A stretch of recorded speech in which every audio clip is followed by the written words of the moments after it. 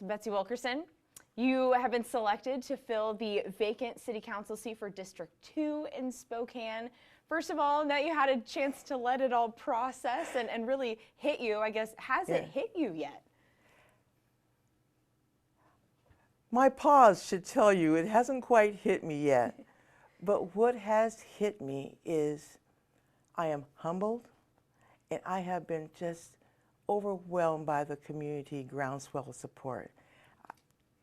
Totally unexpected, and that they have that kind of confidence and faith in me. For that, yes, I will work tirelessly in this new position. What went through your mind when you learned that you'd been chosen to fill that seat? At the point when the vote was taken and it was unanimous, I had a friend sitting right beside me and I just grabbed her leg.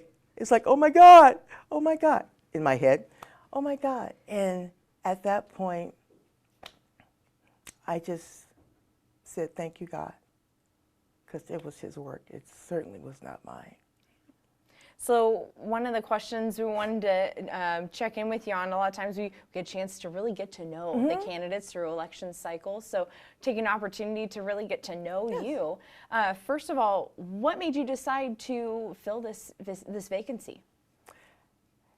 You know what, when I was asked would you consider it, and I thought, are you crazy? We were having Sunday dinner, and that's a big deal in my family, Sunday dinners. And we were talking about it, and I was telling my grandkids, it's like, Granny's gonna maybe put her name in for the city council seat. My adult children looked at me like, no. My grandkids, Granny, that would be so cool. When are you gonna do it? Can we be on TV? The youth children. But just that they were excited, it really did inspire me. I thought, you know what? We have to do this for our youth. I have to lead for my grandchildren and truly for other children. And seeing someone looking like you in that position makes you even start to think, it's possible. It is possible. So after they went all crazy, and they would ask me every week, Granny, are you going to be on city council? Like literally every week. No, it hasn't happened yet. So that enthusiasm has just fueled me going forward.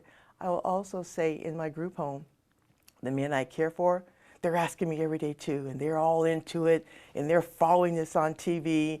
And so another family has just been engaged. You know, when people have that kind of faith in you, you just really have to step up. And I will say again, my history growing up in the faith community, both my parents were ministers, my faith requires that I serve. It requires that I serve.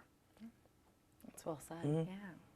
So what do you, I guess, first of all, how long have you been in Spokane? This is, we mentioned your family moved from Mississippi here to Spokane. What was that year again? 1963, I was brought here as a tot. Been here ever since. I left for a couple years and came back. But Spokane is home. I'm a Spokaneite now. You know, my kids have went to school here, graduated. Very fortunate they were able to come back with successful careers, that my grandchildren live here. So yeah, 1963. So you've been a Spokaneite, this is home. So this is home. What do you love most about Spokane? I love most about Spokane is if you are passionate about an issue, someone will listen. I've always said, you can go down there on 2nd Division. If you beat a drum long enough, somebody will come and ask you what you have to say. So it is big enough but still small enough where people can be engaged and really be heard. I really think that's important, especially for communities of color. We can be heard here. In larger cities, I don't know if that would happen as readily as it does in Spokane. Why is that important to be heard? I know we, you could argue we have social media. I could be heard there, or kind of in my small group of friends, but big enough but small enough to be heard. Why is that important? It's important because, as you guys know, there's all type of platforms for communication, but nothing beats me, first of all, face to face, engaging with your leadership face to face, whoever that may be, being on TV, whoever that may be, you can't always get that. And social media is powerful, but sometimes we have to just bring it home. We just have to bring it home. And it has to be in that kind of intimate setting where there's real communication, where you actually engage and you get that immediate feedback. Are you feeling me, or you're not on my team?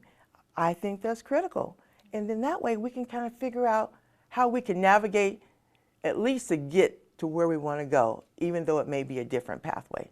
Something to be said about having that face-to-face Yes, interaction. there's some. I will circle back to relationships every single time. And it really is one-on-one. And for people of color in Spokane, where it's predominantly white, and that barrier still exists, that happens one-to-one. It just does. So what, you have a pretty long and impressive list of community involvement here in Spokane and in Washington State. We'll kind of break those down here in a little bit, but what fueled that motivation to be so heavily involved in our community? You know, I got to tell you, I don't know if anything fueled it, but when you're working side by side and you see a need and somebody asks you, the power of being asked, that was it. And they say, well, Betsy, would you? And usually it would be a coworker or a friend that you enjoy working with. And then one thing just led to another. And truly, I wasn't tracking myself for anything. When you volunteer, you also get something back. I learned through every volunteer opportunity something new, those opportunities. My one example is the Innovia Foundation. We have excellent trainings. As a small business owner, I wouldn't get that. When I work with the housing, Spokane Housing, learning about tax credits, that is so not in my wheelhouse, providing care for the mentally ill. So it's been my classroom. Continued learning is what these volunteer opportunities have provided for me. And it just has excited me. And then I get to work with people. It's just, you know what, it's fun. I was driven by the opportunity because, again, in my line of work, that type of exposure I would not have been able to access. And so that continued learning, and back to my relationships again, because I have met people along the way. Each opportunity allowed me to meet someone else. And then that opportunity allowed me to meet someone else. And it really has stood me in good stead everywhere you go, because you know in Spokane, as big as this city is, you got to know somebody. So being able to pick up the phone and call, email now I guess, someone and ask, hey, I need your input. I need your knowledge. Can you share with me your perspective? That's what volunteering can do for you if you continue to do that. Yeah, definitely. So what do you hope to accomplish?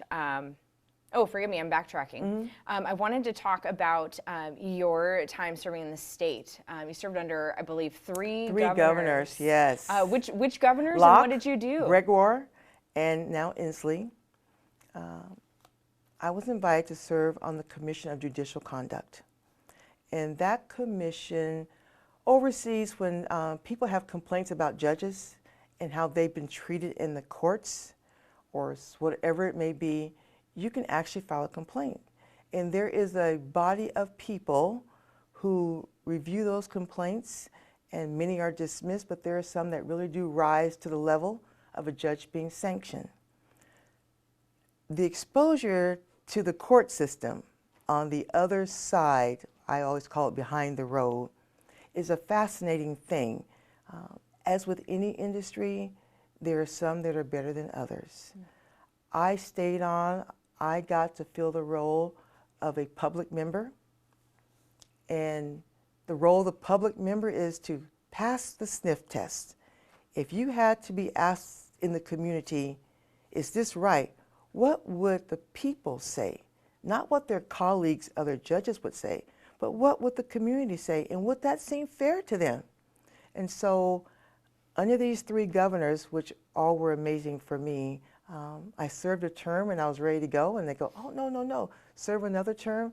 And all of a sudden, I was there for 16 years. It was hard to leave, but it was time to go, and they are still doing amazing work over there, amazing work. And there are several public members from Spokane who still serve on that commission because it's representative of the whole state.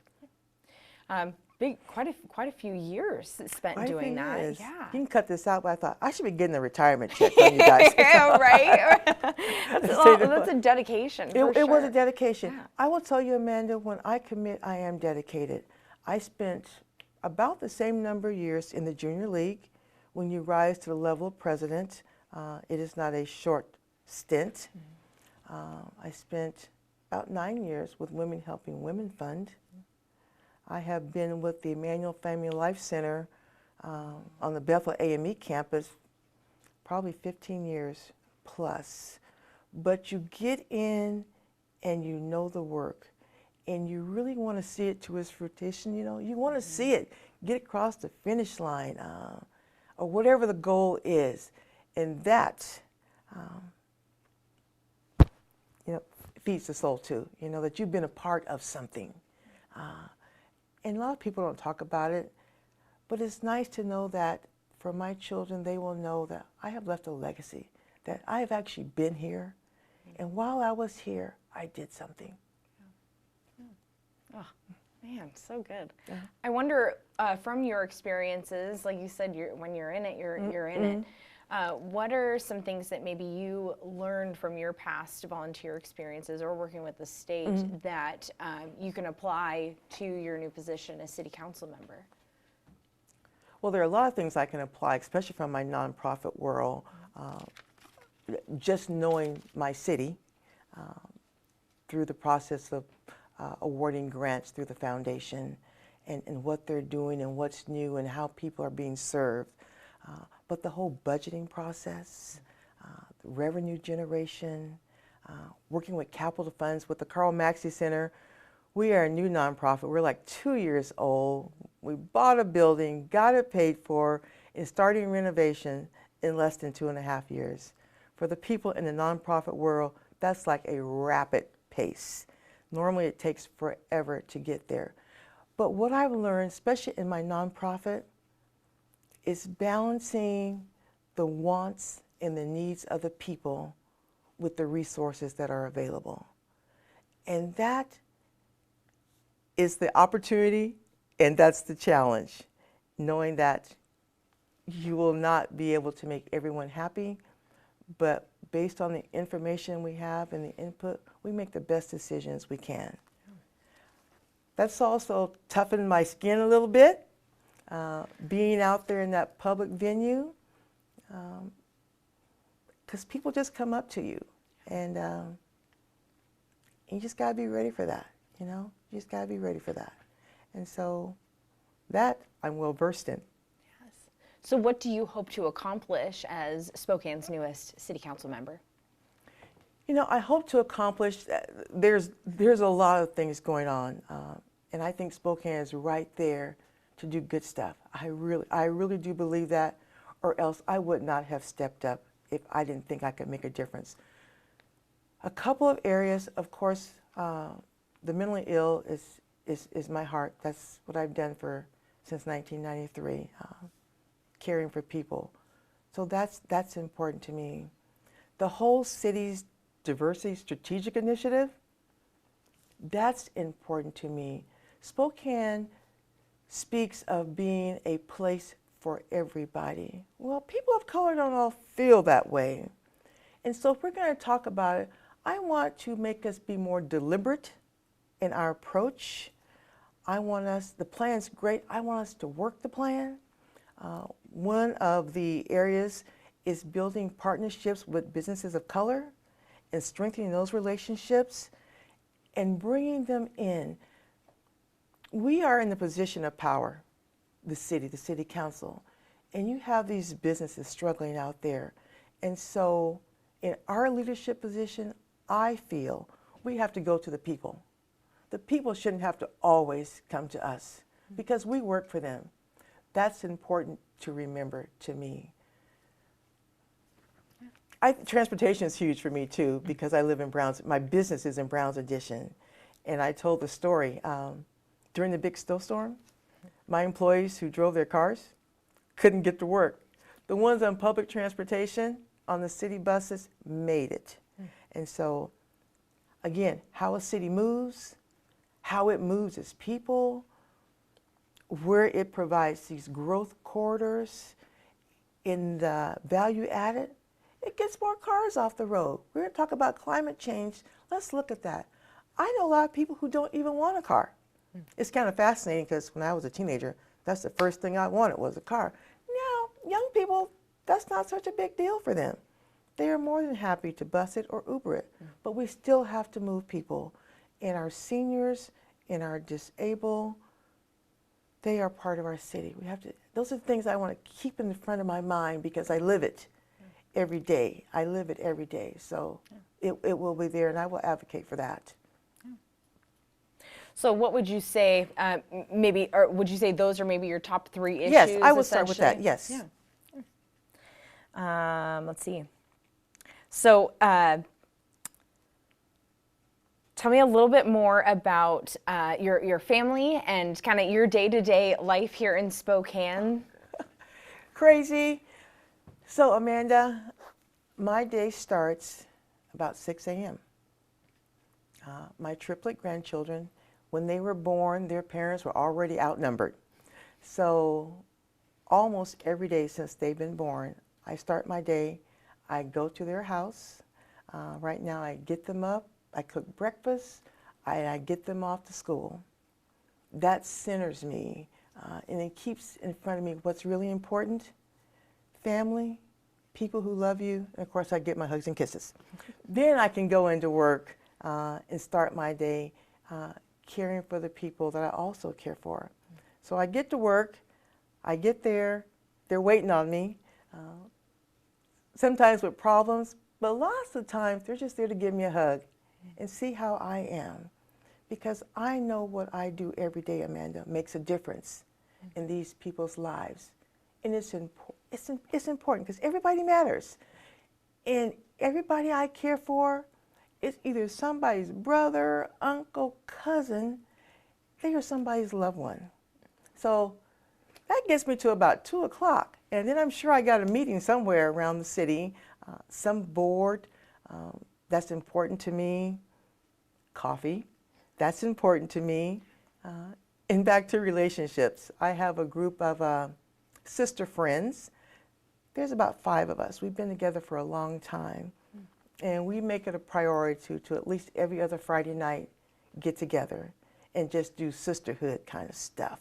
And of course on Sunday, because my pastor's in the room, you can find me at church, usually about the 5th row back. So, but that whole family thing, and again, on Sundays, we have family dinners. It has to be something really big, like a football playoff game, that we don't have dinner together. So I have 2 adult children. I have a son and a daughter. Daughter's married. She has a triplet. Son is here, though. Again, they left and they both came back and have great careers in Spokane. And my friends tell me how fortunate I am that I have that in my life, and I know that I am. So that's important. When we first began, you mentioned kind of the excitement from your grandchildren of potentially being a city council member was really exciting to them. That kind of motivated you to kind of keep heading that direction, I guess. And you mentioned they're the reason, you know, you wanted to take that opportunity as far as representation. Yes. And to make sure the world is a better place for them. Yes. So looking toward the end of your term, what do you hope Spokane looks like? Well, first of all, I hope we're not still asking the question about diversity in Spokane in any shape, form, or fashion. It's the 21st century. I hope that we have shown and demonstrated our commitment and that it has changed, that we will see measurable differences. Will we completely get there? I don't know. But if we have measurable differences that we can demonstrate we have really welcomed in those communities, That would be great. Another thing that's really high on my list is I am really going to foster just getting kids of color down in the City Hall to make them start thinking about government service. You know, many of us follow in our parents' footsteps or their careers because we're exposed to that and we think about that. I don't know if kids of color are really exposed to government service. And many of it's a great career path at all levels. Wouldn't that be great to have more representation of the people we serve in those positions that serve the city back? That would be huge. I hope we will have made some measurable goals in the homeless and the housed. I know that's a big deal at the state level also. And so those partnerships, I also hope that the city, everything we have to do is a big lift. It's a big lift. But there are partners out there, Amanda, who are doing the work. We should really walk along beside them. In many ways, they can take the lead. We just need to be there with support and resources to make that happen and let them do what they do best. And then the city can continue to do what we do best. But a more collaborative model all the way across the board. Yeah, that's my world, that's my vision, that's my hope, that's my dream going forward. That's wonderful, Betsy. And I guess looking at historically, you are the first in 20 years, first African-American woman taking a city council seat. And you're talking about, you know, bringing that scope of diversity and making sure that we're not asking that question of what is that and making opportunities more available. Absolutely. Do you think kind of you have, I guess, what do you hope that this kind of historical mark makes in the city or kind of looking forward to that regard? You know, Amanda, I think just the times we're living in, just the times we're living in, just globally, I think people really want to be together. I really think people want to be together. We are our brother's keeper. I don't care how you phrase that, we take care of one another. So sometimes it's just plain old timing. Roberta Green, very good friend of mine. She's one of my sister friends on that every other Friday night. And she has shared, times were different back then, and times are different now. And I hope when the next city council person of color comes on board, times will be different for them, and they'll have new challenges and new opportunities going forward. That's what I hope. Do you hope that maybe you kind of set a domino effect of increasing that representation? I hope so. I do. I hope so. I hope my presence sparks something in others. Again, possibilities, potential. But again, circling back around, it's the times that we're in, and this conversation has been elevated on many levels in our community, in our world. So that being said, yes, I hope it's a domino effect. But again, we got to be deliberate. We have to go out. We have to invite them in. We have to do that as a leadership of the city. I believe that's our role. And great work happens in City Hall. Great work, great people. But I believe as a city council member, probably most of my work is out there in the community. That's where I need to be, because I want to hear what they have to say. I want to learn from what they have to say. And then I want to share that with my city council members so that we collectively can come up with the best solution for the city. I'm Jack. You can tell I'm kind of excited about it. I mean, anyway, so. No, it's good to be excited. Yeah, This is a whole I'm excited. new chapter. It is a whole new chapter for me. And actually, I was getting pretty close to thinking about retirement. You know, people think about that like 5 years before it happens. And like, what would I do with the next phase of my life? And then, ta-da, this opportunity came along. And I will embrace it wholeheartedly and excitedly. Well, Betsy, is there anything else that you would like your district, your constituents in the city to know about you that they don't know already? People that know me and the ones who don't know me, you know, I really want to foster a culture of trust, respect, and dignity. I'm a pretty straight shooter, and I have a quirky sense of humor. I think those are some things that will stand you in good stead with me.